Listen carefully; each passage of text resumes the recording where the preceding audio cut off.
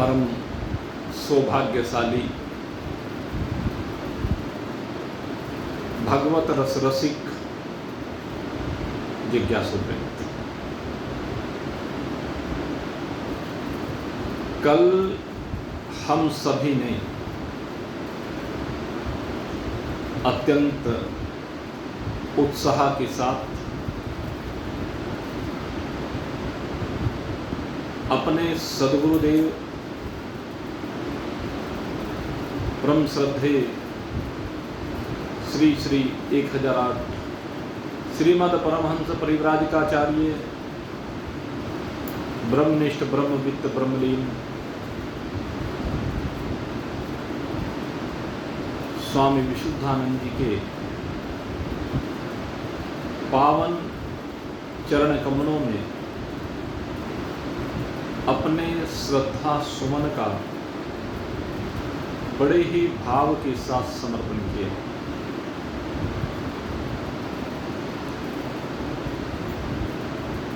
हमारे जीवन में सद्गुरु का महत्व सर्वाधिक कहा गया है, क्योंकि संसार में अन्य जो कोई भी है उन सबके साथ हमारा जो संबंध है, उन सब से हमारा जो प्रयोजन है वह लौकिक है। उनसे प्राप्त होने वाला प्रत्येक सुख विनाशी है, एक ना एक दिन उसको समाप्त हो ही जाना है।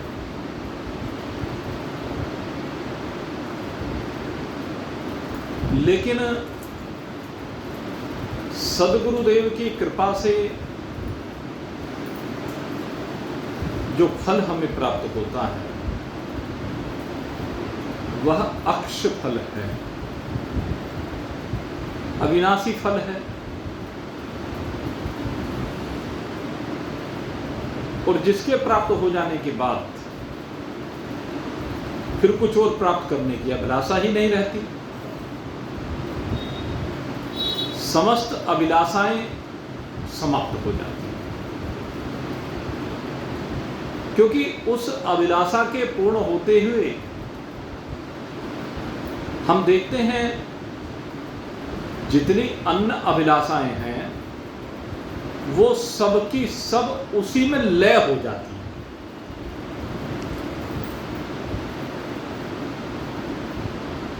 जितनी भी आकांक्षाएं, कामनाएं, तृष्णाएं, वासनाएं, इच्छाएं, आसक्ति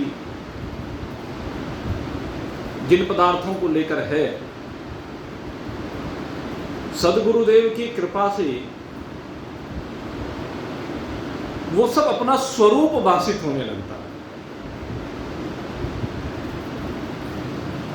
उस सब में एक परमात्मा दृष्टिगोचर होने लगता है।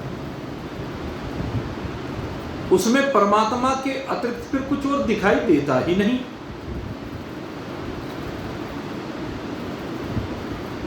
पहले जो विनाशी प्रतीत होता है, क्षणभंगुर प्रतीत होता है, अनित्य प्रतीत होता है, विकारी प्रतीत होता है, विनाशी प्रतीत होता है, वो अब क्षणभंगुर नहीं रहता है, वो अनित्य नहीं रहता है, वो विकारी नहीं रहता है, वो विनाशी नहीं रहता है, बल्कि निर्विकार के साथ एक रूप होकर, अविनाशी के साथ एक रूप होकर, नित्य के साथ एक रूप होकर, चैतन्य तत्व के साथ एक रूप होकर वो भी अविनाशीता को प्राप्त हो जाता है। जिस प्रकार से गंगा जी में कोई नाली मिल जाए, छोटी सी कोई नाली, और जहां वो गंगा जी में मिल जाती है कुछ दूर तक उसका अस्तित्व गंगा जी में अलग सा भाषित होता रहता। यह परोक्ष ज्ञान की स्थिति। लेकिन जैसे जैसे वो गंगा जी की धार के साथ आगे बढ़ता है, उसका जल, यद्यपि वो गंदा है, कीचड़ है, लेकिन गंगा जी की विशेषता है कि गंगा जी उस नाली के जल को भी शोधित कर देती है, उसकी गंदगी को बाहर फेंक देती है, किनारों पर फेंक देती है, और उसके पवित्र जल को अपने पवित्र जल के साथ एक रूप कर लेती है। क्योंकि जब कीचड़ बाहर निकल गया तो वो भी पवित्र रह गया। तो ठीक इसी प्रकार से सद्गुरुदेव की कृपा से जब हम परमात्म तत्व का बोध प्राप्त कर लेते हैं, तो उसके बाद ये विकारी विनाशी वस्तुएं भी, विकारी विनाशी संबंध भी, जितने भी जीव हैं वो सब ब्रह्म रूप ही हो जाते हैं। और हकीकत ये है वो ब्रह्म रूप है ही, पहले से ही ब्रह्म रूप है। लेकिन माया की गंदगी मिलने के कारण से, माया के विकार मिलने के कारण से ब्रह्म में विकार भासने लगता है, विनाशिता भासने लगती है, गंदगी भासने लगती है। और जैसे सदगुरु की कृपा से ये विकार समाप्त होते हैं, ये गंदगी समाप्त होती है, तो तुरंत जो है, क्या है, जल है, जल जल के साथ एक रूप हो जाता है, यानी ये जीव ब्रह्म रूप से अपने आप को अनुभूत कर लेता है। लेकिन यह सदगुरु की कृपा हर एक के ऊपर नहीं होती। कोई सोचे कि हर एक के ऊपर कृपा हो जाए, नहीं होती। और उसमें कोई सदगुरु देव की कोई द्वेष की भावना नहीं है,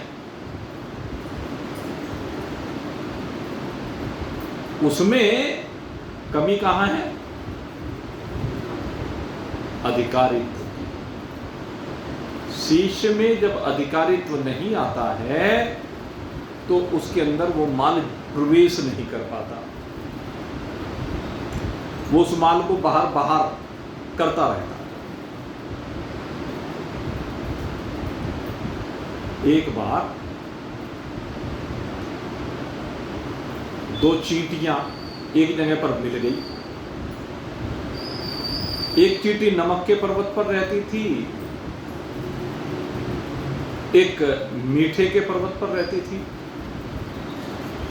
तो नमक के पर्वत पर चींटी आई, उसने कहा, अरे तू कहाँ रह रही है, सब कुछ नमक ही नमक, सब कुछ खारा ही खारा, अरे मेरे पास चल, वहां मीठा ही मीठा है।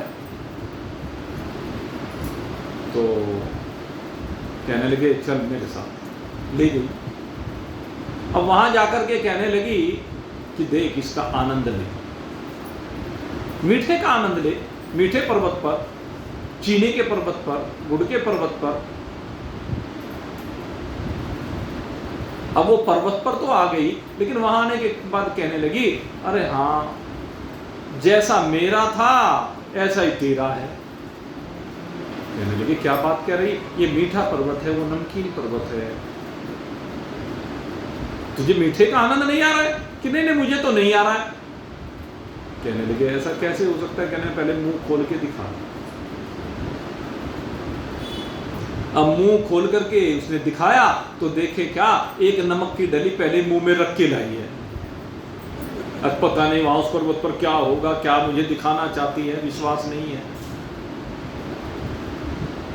उसके कारण से मीठा पर्वत भी उसे नमकीन ही लगता है। ऐसे ही हम जो विभिन्न परंपराओं से जुड़े हुए हैं, विभिन्न धारणाओं का बोझ अपने सिर पर लादे फिरते हैं, ब्रह्म ज्ञान के सत्संग में आने के बाद भी, ब्रह्म ज्ञान की चर्चा श्रवण करने के बाद भी उस नमक की डली रूपी उन मान्यताओं को छोड़ के नहीं देते। डर लगता रहता है कहीं ये छूट ना जाए, कहीं फिर मैं भूखी ना रह जाऊं, पता नहीं। तो उन लोगों के ऊपर गुरु भी क्या करे जो पहले नमक की डली मुंह में रखकर आते हैं, जो संप्रदाय को हृदय में घुसा करके आते हैं, जाति को हृदय में घुसा कर आते हैं, अपने पद को हृदय में घुसा करके आते हैं। अब गुरुजी क्या करें? गुरुजी कहते हैं तू अगर मेरे पास आना चाहता है तो हृदय को साफ करके आ, और जो इस पर लिखा हुआ है उसको मिटा के आ। जब तक तू मिटा करके नहीं आएगा तब तक तेरी बात नहीं बन सकती। अब जो मिटाकर चला जाता है उसकी बात बन जाती है, उसे चराचर जगत में परमात्मा के अतिरिक्त नजर नहीं आता। और जो नहीं मिटा पाता है उसे तो बस फिर भी अंधेरा ही अंधेरा दिखता है, क्योंकि वो कैसा श्रोता है, इधर से सुनता है इधर से निकाल देता, अंदर जाने ही नहीं देता। क्योंकि 3 वासनाएं हैं और 3 ऐसनाएं हैं। इन 3 वासनाओं के अधीन, 3 ऐसनाओं के अधीन होकर के अपने जीवन को कोई अध्यात्म की ओर नहीं बढ़ा सकता। लोक वासना, देह वासना, शास्त्र वासना, ये 3 वासनाएं होती हैं।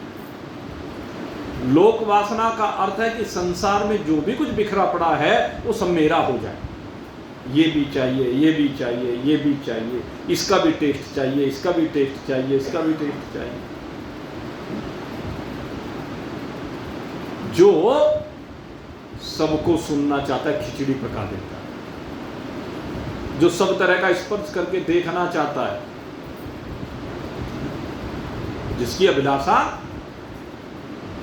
सब तरह का स्पर्श करने की है, सब तरह के रूपों में डूबने की है, सब पदार्थों के रस लेने की है, सब गंधों को ग्रहण करने की है और उनको इकट्ठा करने की है, जिसे कहते हैं लोक वासना। ये जो लोक वासना है ये इसकी राह का बहुत बड़ा रोड़ा है, इकट्ठा करना। ये संग्रह की जो प्रकृति है, कितना संग्रह करें कोई लिमिट नहीं। हर चीज का संग्रह करना है, धन का संग्रह करना है, घर में वस्तुओं का संग्रह करना है, वस्त्रों का संग्रह करना है, अनाज का संग्रह करना है, मीठे का संग्रह करना है, आभूषणों का संग्रह करना है, जो जो भी खैर कह लीजिए, सब चीजों का बस ढेर लगा दे, ढेर लगा दे। तो इसे कहते हैं लोक वासना। हंसिए मत, सारे इसी बीमारी से पीड़ित हैं। अपने ऊपर हंसी अगर यदि आ जाए तो तुम्हारा काम बन जाए। अगर यदि ये हंसी अपने पर आ जाए, दूसरे पर तो सबको आ जाती है, दूसरे की कमी तो दिख जाती है, हाँ ये ऐसा है, लेकिन अपने अंदर की कमी को इसको देखो कि हम कितने संसार को इकट्ठा कर लें और कितना संसार इकट्ठा होने के बाद भी हम संतुष्ट नहीं हुए हैं और कितनी अभिलाषा शेष है। ये लोक वासना।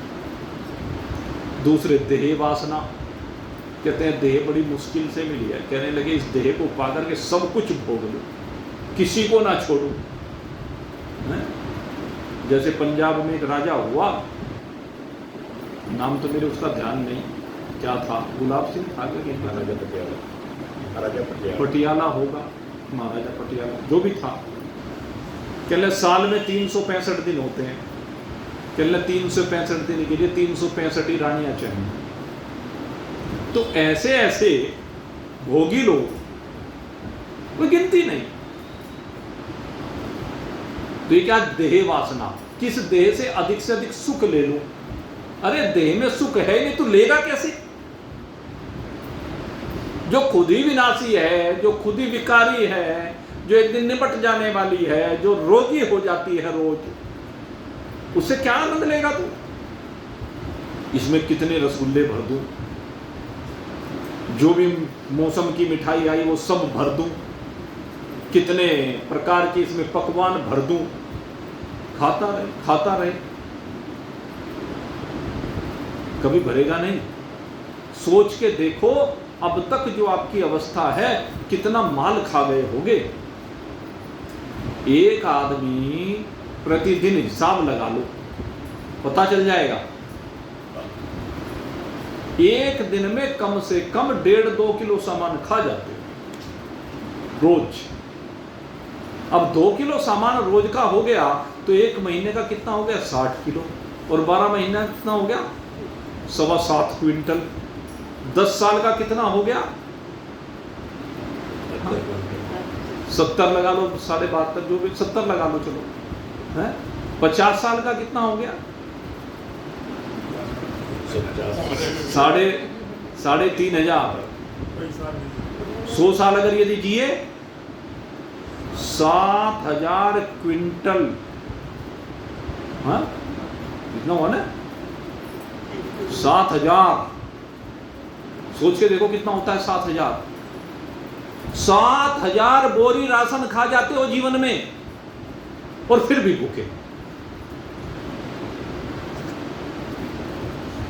देखो सोच के, ये पेट कितना सा पेट है?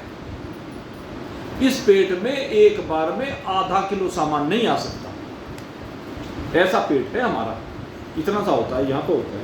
ये नहीं होता पेट, इसको पेट नहीं कहते। पेट यहाँ होता है, आपको बता दें। ये तो आते हैं यहाँ जाकर तो फिर पाचन होता है। यहाँ होता है पेट, जो खाने की नली से भोजन जाता है वो यहाँ जाता है। उसमें आधा किलो से ज़्यादा सामान नहीं आता, लेकिन खाते रहते हैं उस राजा के बकरे की तरह से। एक राजा का बकरा था। अब राजा उसे खूब अच्छा माल डाले, प्रेम था उससे, लेकिन वो जब भी डाले जब भी खाते। अब राजा के यहाँ कोई कमी तो थी नहीं। मैं देखा रहे सारे दिन ही खाता रहता है, किसी भी समय जो है ये खाना बंद नहीं करता। तो राजा ने ढिढोरा पिटवा दिया कि भाई जो मेरे बकरे को छका देगा उसको मुंह मांगा इनाम देगा। अब बहुत लोग आए, बहुत माल खिला करके बकरे को लेके आए कि भाई तो इतना माल खिला दिया, अब इसके अंदर बिल्कुल ठूस के, हैं, गले में जगह ही ना बचे।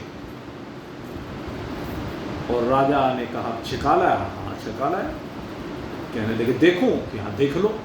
और हरी हरी घास उसके सामने डाली। जैसे हरी घास डाली तुरंत खाने में लग जाए। तो ऐसा बकरा है। आखिर बहुत लोग इनाम के लालच में आते, लेकिन कोई भी राजा के बकरे को छका नहीं पाया। अब एक संत, उनको भी पता चला। अब उनको इनाम का तो लालच है नहीं, लेकिन कहने लगे राजा को सबक तो दे ही दो कि बकरा कैसे छकेगा। गए राजा के पास, कहने सुना है महाराज तुम्हारे पास एक बकरा है? कि हाँ है। कि तुम उसे छकाना चाहते हो? कि हाँ छकाना चाहता हूं। कहने लगे मैं छका दूंगा। तुम छका दोगी? हाँ कैसे? कहने लगे मुझे सौंपो, देखो मैं छका के लाता हूं कल को उसको। अब राजा ने सौंप दिया संत को। अब संत बकरे को लेकर चल दिए। रास्ते में हरी हरी घास दिखे, जहां भी घास दिखे डंडा दिखा दे या दे मुंह पर, खाने ना दे घास को। शाम हो गई, भूखा, पूरी रात भूखा, सामने हरी घास डाली और डंडा लेके बैठ गए। जैसे ही घास की तरफ देखे, मुंह करे, तुरंत मुंह पर डंडा लगे। अब वो समझ गया कि इसके सामने अगर यदि घास खाई तो डंडा मुंह पे लगेगा। भूखा प्यासा अगले दिन राजा के सामने लेकर आए। कहने लगे छकाला है? कि हाँ बिल्कुल छकाला है। अब तो तिल मात्र भी इसके पेट में जगह नहीं है। कहने लगे अच्छा देखता हूं। अब हरी हरी घास मंगाई और हरी हरी घास मंगा करके बकरे के सामने डाली। अब बकरा तो उससे देख करके लड़चा गया, सामने राजा भी दिखाई दे रहा है।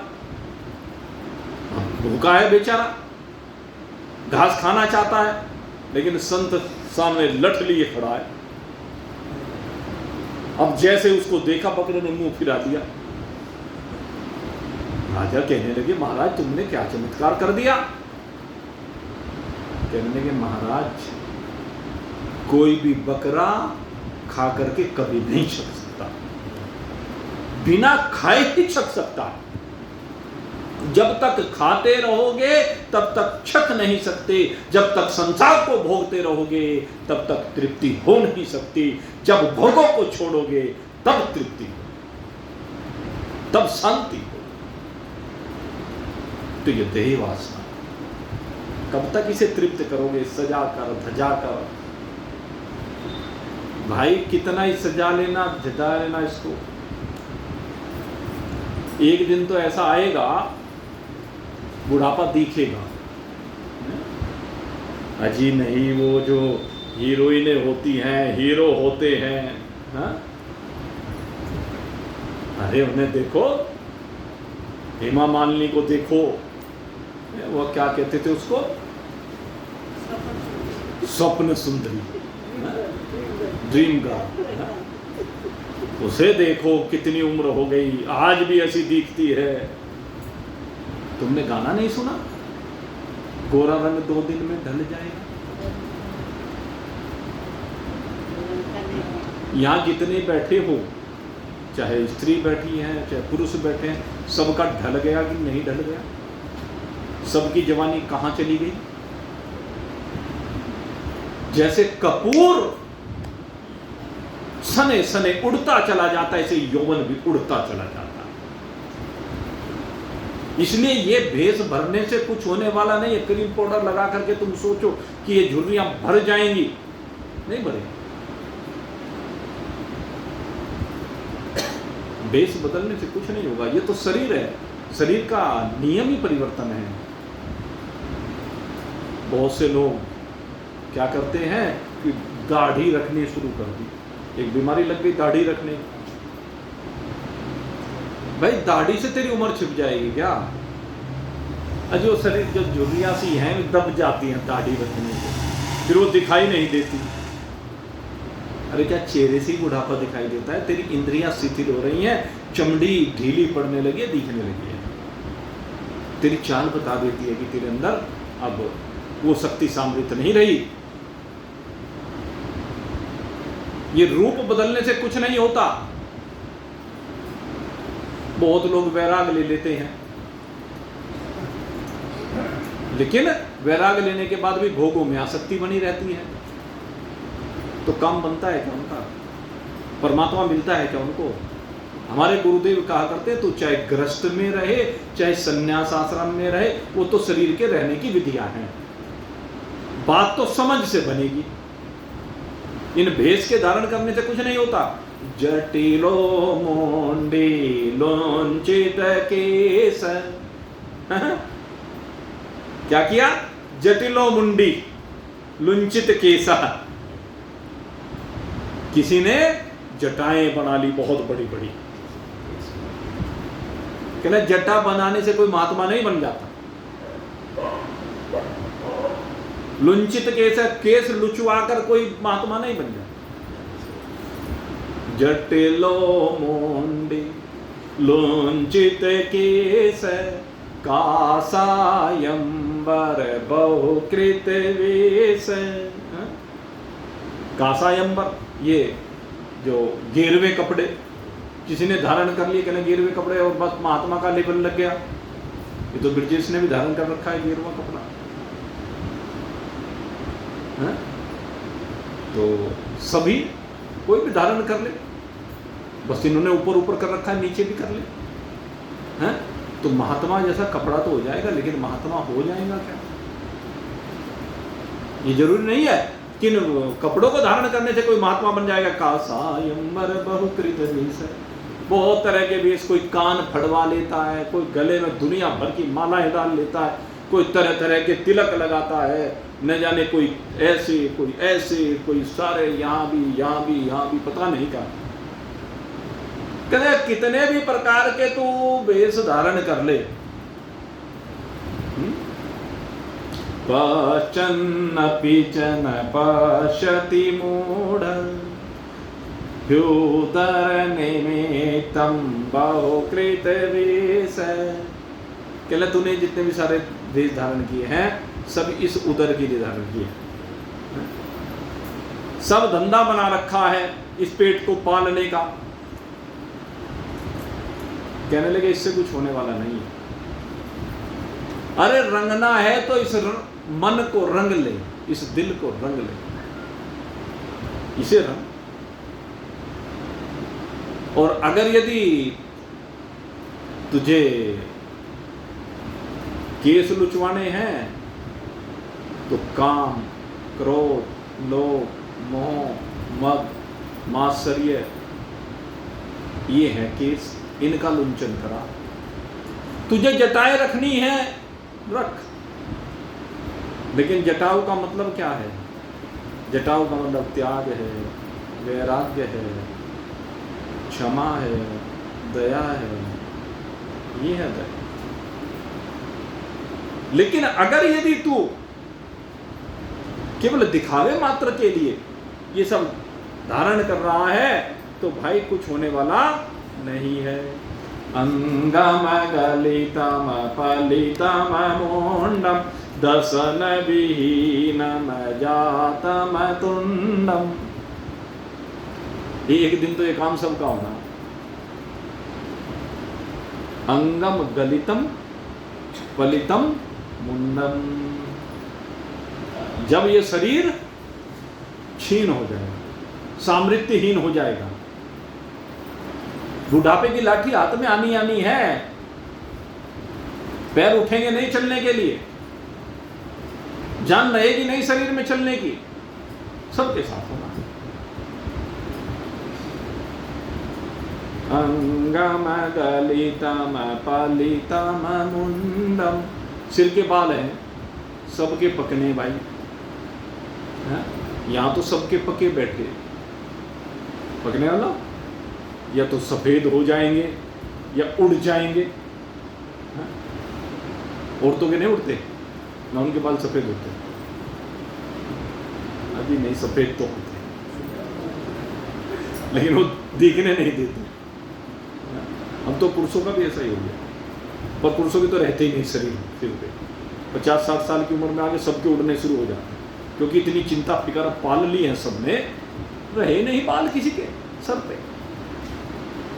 कहने भाई सबके साथ होगा ही ऐसा, तो उसे कब तक छिपाने का प्रयास करेगा मेहंदी बांधी लगा करके? उनसे क्या होगा? उम्र जो तेरी है वो तो वही रहेगी, वो घट नहीं जाएगी। सिर्फ एक दूसरे को दिखाने के लिए कि हाँ अभी मैं जवान हूं, इस भरम से बाहर निकल। जटिलो अंगम गलितम पलितम मुंडम दसन विहीनम जातम तुंडम। मुंह के दांत तो गिरेंगे भाई, जब मुंह के दांत गिरेंगे तो चेहरा वो तो विकृत होगा ही सब। व्रेतो याति गृहीत्वा दंडम, बुढ़ापा आएगा तो लाठी लेनी पड़ेगी भाई, लेनी पड़ेगी, ले लो, क्या फर्क पड़ रहा है? ये भी तो लाठियां ही हैं दोनों, दो पैर की लाठी तो है और क्या है, एक और ले लो, क्या फर्क पड़ रहा है? 3 लाठी हो जाएंगी तो और आराम से चल लोगे। अब बुढ़ापा है, जब शरीर शिथिल हो गया, कमजोर हो गया, तो ले लो, क्यों परेशान हो रहे?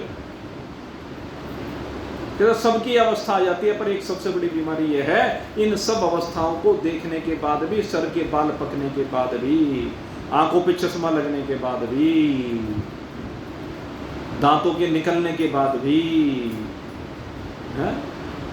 सारे बाल उड़ जाने के बाद भी, शिथिल शरीर पड़ जाने के बाद भी, दंड को धारण करने के बाद भी, तदपि न मुंचति तदपि न मोंचत यासा पिंडम भज गोविंदम भज गोविंदम गोविंदम भज मूढ़मति। तो ये देह वासना ऐसी है भाई, कहते हैं फिर भी वासनाएं बनी हुई हैं, ये अवस्था प्राप्त होने के बाद भी ये आशा रूपी तृष्णा को छोड़ के नहीं देता, और उसी के कारण बारंबार दुख पे दुख उठाता रहता है, इसीलिए पात्रता आके नहीं देती। लोक वासना, देह वासना, शास्त्र वासना, एक वासना है शास्त्र वासना। भगवान शंकराचार्य ने एक बूढ़े ब्राह्मण को देखा, और वो बूढ़ा ब्राह्मण बुढ़ापे में जब इस अवस्था में था ना, दंड धारण किए हुए, उसने दंड धारण कर रखा था, झुक करके चलता था, दांत नहीं थे, पेट में आंत नहीं थी, बाल नहीं थे सर पे, लेकिन अब भी क्या था, 80-85 साल की अवस्था हो गई और अब भी व्याकरण के सूत्र याद कर रहा था। ये भज गोविंदम पुस्तक वहीं से प्रारंभ हुई। उस बूढ़े ब्राह्मण को देख करके उन्होंने उसे धिक्कारा। भगवान शंकराचार्य की आयु बहुत कम थी, शरीर की जो आयु रही है वो बहुत कम समय इस धरा पर रहे, लेकिन इसी में इतना ज्ञान देकर के गए। उसे कहा, अरे बाबा तुझे शर्म नहीं आती? अब इस 80-85 साल की उम्र में तू व्याकरण के सूत्र रटते फिर रहा है? अरे अब तो तेरा चलने का नंबर आ गया है, अब भी तो व्याकरण के सूत्र रट करके किसे सुनाएगा? संप्राप्ते सन्निहिते काले, संप्राप्ते सन्निहिते काले, नहीं नहीं रक्षति डुकरिन करणे। साहब कह दिया, कहते हैं तेरा ये समय आ रहा है, और जब तेरा ये समय आएगा इस शरीर को छोड़ने का, तेरे व्याकरण के सूत्र तेरी कोई रक्षा करने वाले नहीं है। जितनी तेरी ये विद्वता है सारी यहीं धरी रह जाए, इस विद्वता से कुछ होने वाला नहीं है। इसलिए बाबा समझ जा, अब भी चेत जा, बहुत समय हो गया भोगों में डूबे डूबे, तूने बहुत संसार भर के नशे कर लिए हैं? कभी पदार्थों के नशे किए, कभी रूप के नशे किए, कभी यौवन का नशा किया, कभी धन का नशा किया, कभी पद का नशा, बहुत नशे हो लिए। अब जाग जा, जाग अब, हे बाबा अब जाग। कहने लगे जाग के क्या करूं, क्या जागूं, क्या पता? कहने लगे जो तूने आज तक ये पढ़ा है उसका सार निकाल, जो अब तक पढ़ा है उसका सार निकाल बाबा। कहने लगे क्या है सार, तुम ही बता दो बालक। बता दूं? क्या बता दो? सन्निहिते संप्राप्ते सन्निहिते काले, नहीं नहीं रक्षति डुकरिन करणे, भजे गोविंदम भजे गोविंदम, गोविंदम भज मूढ़मते। कहते हैं तेरी रक्षा उस समय पर अगर कोई कर सकता है तो वो कर सकता है गोविंद। अरे बाबा अब गोविंद को भज, निकल इन संसार की व्याधियों से। कब तक इसी में फंसा रहेगा? ये लोक वासना, देह वासना, शास्त्र वासना, इनकी सीमाओं से बाहर निकल जाओ। शास्त्र को पढ़ करके, शास्त्र से जो प्रमाणित हो रहा है अगर उसको नहीं जाना तो शास्त्र का पढ़ना व्यर्थ हो गया। सत्संग में आकर, गुरु की शरण में आकर के अगर उस ब्रह्म को नहीं जाना तो सत्संग में आना व्यर्थ हो गया। और कहते हैं शास्त्र पढ़ करके उसको जान लिया तो जानने के बाद भी फिर शास्त्र व्यर्थ हो गया। अब कहते हैं शास्त्र की कोई आवश्यकता नहीं रह गई है, क्योंकि अब तो कौन है तू? चिदानंद रूपः शिवोहम शिवोहम। अगर तूने सारी वासनाओं का परित्याग कर दिया तो अपने आप को उस चैतन्य शिव रूप से अनुभव करेगा जो सबका आधार है, अधिष्ठान है, जिसमें सारा प्रपंच खेल रहा है। खेल है उसमें, सारे प्रपंच का खेल जिसमें हो रहा है वो तो है। अपनी इस वास्तविकता को पहचानना है। लोकेशना, वित्तेशना, पुत्रेशना, इन तीनों ऐसनाओं से बाहर निकल कर न अब लोक को इकट्ठा करना है, न अब धन को इकट्ठा करने के लिए पागल होना है, नहीं पुत्रेष्णा, पुत्र के पालन पोषण में अब समय खराब करना कब तक लगा रहेगा? अब इन सीमाओं से बाहर निकल, और इन सीमाओं से बाहर निकल करके वास्तविकता को समझ। शरीर गृहस्थ में रहे, शरीर वानप्रस्थ में रहे, शरीर संन्यास में रहे, शरीर ब्रह्मचर्य अवस्था में रहे, इस बात का कोई महत्व नहीं है। महत्व इस बात का है कि तूने जिस भी अवस्था में रह रहा है उस अवस्था में रह करके क्या अपने स्वरूप का बोध प्राप्त कर लिया? तेरी जाति क्या है इसका कोई महत्व नहीं। किमते गंगा सागर गमनम व्रत परिपालनम अथवा दानम, कितना ही तूने ये कर लिया। ज्ञान विहीनम सर्वमतेन मोक्ति न भवति जन्म सतेन, भज गोविंदम गोविंदम भज मूढ़मते। ये तूने कितना भी कर लिया मुक्ति होने वाली नहीं। कहते हैं मुक्ति केवल एक ही प्रकार से हो सकती है, ज्ञान। अगर परमात्मा का ज्ञान तूने प्राप्त कर लिया तो तू मुक्त है। चाहे तू ब्राह्मण के घर जन्म, चाहे तू वैश्य के घर जन्म, चाहे क्षत्रिय के घर जन्म, चाहे शूद्र के घर जन्म,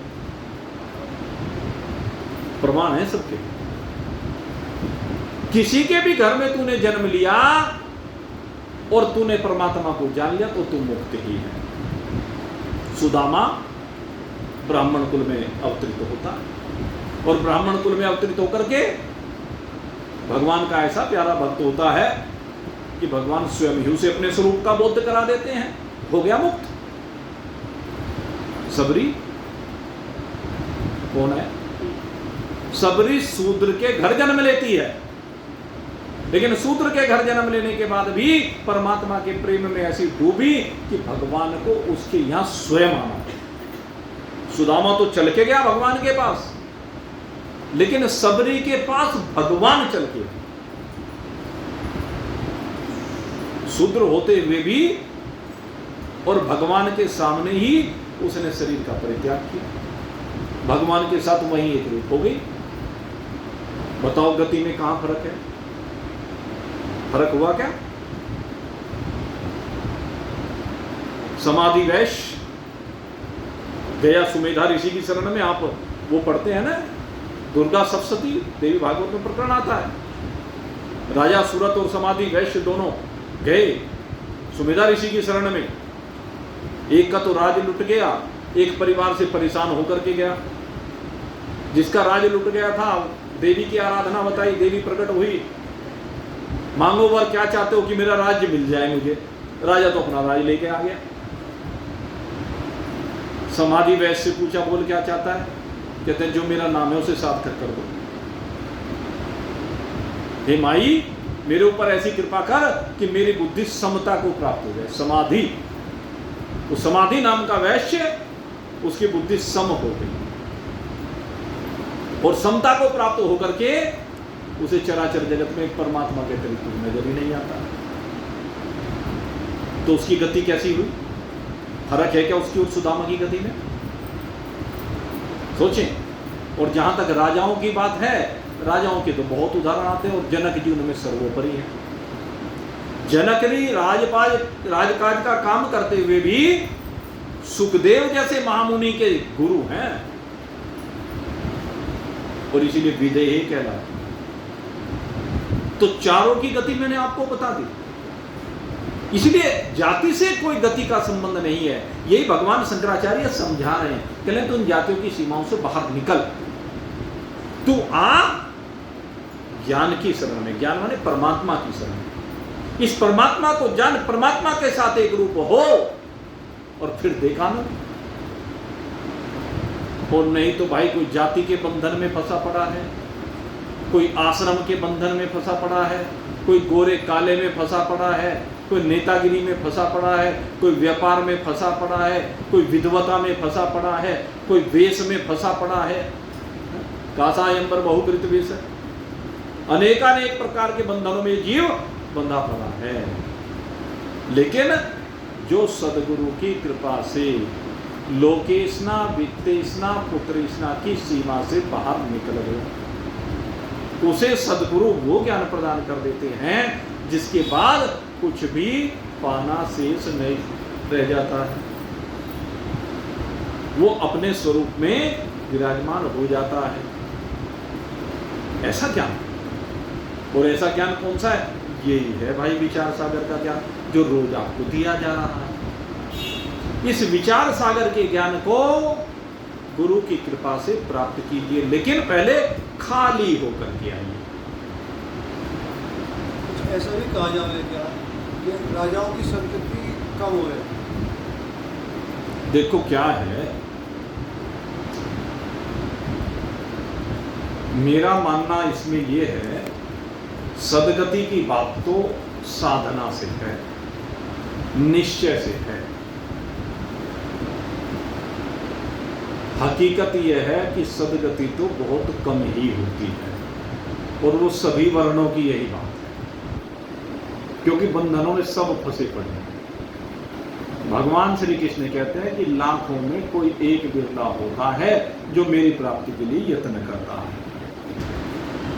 आप लोग यहाँ पर बैठे हैं, मैंने कई लोगों को देखा है, क्या है कि लग गए लाइन पर, और लाइन पर लगने के बाद 10-15 दिन, महीना, 2 महीना, साल भर तक लगातार आएंगे, खूब अच्छी तरह श्रवण करेंगे, और बीच में कुछ ऐसा घटना चक्र होगा कि ब्रेक लग गया, और जैसे ब्रेक लगा बस जयराम जी को छूट गया मामला, अधूरा रह गया। फिर भगवान की कृपा हुई, साल 2 साल में फिर आना शुरू कर दिया, वो फिर से रिवीजन, लेकिन फिर बीच में छोड़ दिया। भाई गति उसकी होगी जो नित्य लगेगा, निरंतर लगेगा, परिश्रम करेगा, जिसकी लगन असीम हो, उसकी गति होगी। इसमें न राजा की बात है न फकीर की बात है। अगर राजा लगेगा तो राजा की मुक्ति है, फकीर लगेगा तो फकीर की। लेकिन ये कोई बिरला ही होता है जो पूरी तरह से लग पाता है। और मुझे तो भाई लगता है आप लोगों से बढ़िया कौन लगा हुआ है। रोज कोई विशेष ही बात हो जाए तो कभी कोई ना आए, नहीं तो आप सब लोग रोज ही आते हैं। इसलिए मैं आप सबके लिए भगवान से प्रार्थना भी करता हूँ, और प्रभाव भी दिखता है। ऐसा नहीं कि प्रभाव नहीं है, जो बात कही जाती है उनको आप जीवन में उतार भी रहे हैं, लेकिन पिछली छोड़ने में जरा दिक्कत महसूस होती है। जो जन्म जन्मांतर से करते आए हैं, बचपन से करते आ रहे हैं, अरे जितना समय उनमें दे रहे हो ना रोज, इसमें देना शुरू कर दो, इसमें देना शुरू कर दो वो समय, और फिर देखो चमत्कार। चमत्कार को नमस्कार है ना, चमत्कार हो जाएगा। जब इसमें जम करके लगोगे, इससे मतलब सत्य के संग में जम करके लगोगे, तो सत्य के संग में लगने से वो सत्य का संग आपको अनुभूत होने लगेगा, और जब सत्य का संग अनुभूत होने लगेगा तो तुरंत सद्गति है। सद्गति माने अपने स्वरूप की प्राप्ति है। तो अपने स्वरूप की प्राप्ति के लिए हम सब प्रयास कर रहे हैं भाई, प्रयास करें, लेकिन निरंतर करें, और निरंतर करने पर हमें ज्ञान होगा। अधिष्ठान ते भिन्न नहीं, जगत निवृत्ति बखान, सर्प निवृत्ति रज्जु जिम, भय रज्जु को ज्ञान। क्या ज्ञान होगा? कि जो जगत है, जिसकी निवृत्ति की बात की गई है, जिसकी निवृत्ति को हम बखान कर रहे हैं, वो भी अधिष्ठान से भिन्न नहीं है। प्रारंभिक दृष्टि में क्या होता है? ब्रह्म सत्यम जगन मिथ्या। पहले कहते हैं जगत मिथ्या है, लेकिन जब अंत में पहुंचते हैं, जब अपने स्वरूप में विराजमान होते हैं, तो क्या कहते हैं? सर्व खलविदं ब्रह्म। ये जगत भी ब्रह्म ही है। यही बात यहां करें, अधिष्ठान ते भिन्न नहीं, जगत निवृत्ति बखान, सर्प निवृत्ति रज्जु जिन, भय रज्जु को ज्ञान। रस्सी में सांप भास रहा, तो सांप कि जब निवृत्ति हो जाती है, कहाँ गया सांप? सांप जो भास रहा है रस्सी में, और जब प्रकाश होने पर वहां पर सांप नहीं रहता, रस्सी रह जाती है। आपको रस्सी का ज्ञान हो गया, कहाँ गया? गया क्या वो कहीं निकल के वहां से? भ्रम के कारण दिख रहा था, भ्रम के हटते ही वो सांप उसी रस्सी में लय हो गए। ऐसे ही ये जीव और जगत, जो इस जीव को ब्रह्म में भास रहा है, कब तक भास रहा है? जब तक प्रकाश नहीं हुआ, जब तक ये अज्ञान निवृत्त नहीं हुआ, तब तक ही तो भास रहा है। जैसे ही ये भासने वाला जगत, सर्प रूपी जगत निवृत्त होता है, तो उस जगत में ही ब्रह्म दृष्टि गोचर होने लगता है। वो जगत रस्सी रूप प्रतीत होने लगता है, उसमें से सर्प की कल्पना निवृत्त हो जाती है। दृष्टि ज्ञानमय कृत्वा पश्येत् ब्रह्मेन्द्र। जब दृष्टि परमात्मामयी हो जाती है तो बस फिर तो परमात्मा के अतिरिक्त कुछ भी नहीं दिखता। जगत भी परमात्मा रूप दिखता है, जीव भी परमात्मा रूप दिखता है, ईश्वर भी परमात्मा रूप दिखता है, ये सब कुछ परमात्मा ही है। इसलिए अधिष्ठान ते भिन्न नहीं, जगत निवृत्ति बखान सर्प निवृत्ति रज्जु जिम भय रज्जु को। तो इस प्रकार से आपको इस बात को समझना, आप शुद्ध सच्चिदानंद घन ब्रह्म हैं, लेकिन माया के आरोप के कारण से आप अपने को जीव समझने लगे। ये माया का आरोप हटा दो, माया की कल्पना हटा दो। माया की कल्पना के हटते जो आप हैं सो रह जाएंगे। रज्जु में, रस्सी में तीन काल में सर्प है नहीं, ऐसे ही ब्रह्म में तीन काल में न जीव है, न जगत है, न ईश्वर है। ब्रह्म में तीन काल में कहीं भी ये नहीं है। ब्रह्म में तो ब्रह्म ही है, वही ब्रह्म कभी ईश्वर के रूप में भासने लगता है, कभी जीव के रूप में भासने लगता है, कभी जगत के रूप में भासने लगता है। और जब ये भासता है तो सब अज्ञान है। और जैसे ही किसी ज्ञानी सदगुरु के संग में आकर के ज्ञान होता है तो इन सब का भासना समाप्त होकर के एकमात्र ब्रह्म की अपने आप में अनुभूति हो जाती है। तो इस अनुभूति को हमें करना है, और करने के लिए इस विचार सागर की पहली तरंग में आपको सर्व साधनों की बात की गई है। सब साधन आपको समझाए गए। क्या क्या साधन समझाए गए, एक बार संक्षेप में बता देता हूं। कहते इस विचार सागर को पढ़ने का अधिकारी वह है जो कृतोपासक है, जिसने परोपकार पहले कर लिया है, जिसने अत्यधिक उपासना कर ली है और भगवान के स्वरूप के दर्शन तक वो पहुंच गया, वो इस ग्रंथ को पढ़ने का अधिकारी है। वो फिर नित्यानित्य विवेक से संयुक्त होता है, वैराग्य से संयुक्त होता है, सत्संपत्ति से संयुक्त होता है, और तीव्र मुमुक्षुता लेकर के गुरु के चरणों में आकर के अपने आप को समर्पित करता है। और जब गुरु के चरणों में आकर के अपने आप को समर्पित कर देता है तो फिर गुरु से श्रवण कराते हैं। उस श्रवण के ऊपर फिर वो मनन करता है, और मनन करने के बाद फिर उसको अपने जीवन में उतार लेता है, जीवन में समाहित कर लेता है, और फिर सदगुरुदेव की कृपा से तत् और त्वम का शोधन करता है। तत् और त्वम का शोधन करते हुए अविद्या और माया दोनों को हटा करके, एक को जीव में से एक को ईश्वर में से, दोनों में से अविद्या और माया को हटा करके एक ब्रह्म मात्र को शेष रखता है। यही हम सबका वास्तविक स्वरूप है और यही ज्ञान है। इसी ज्ञान की चर्चा, इसी ज्ञान को सिद्ध करने के लिए विचार सागर ग्रंथ प्रारंभ किया गया है। संपूर्ण प्रक्रिया इस ग्रंथ में आती है। पहली तरंग में ये सब बातें आपके सामने रखी गई हैं। दूसरी तरंग में अब इसका विशेष रूप से शंकाओं के साथ, दूसरी जो तरंग है उसमें शंका भी है और समाधान भी।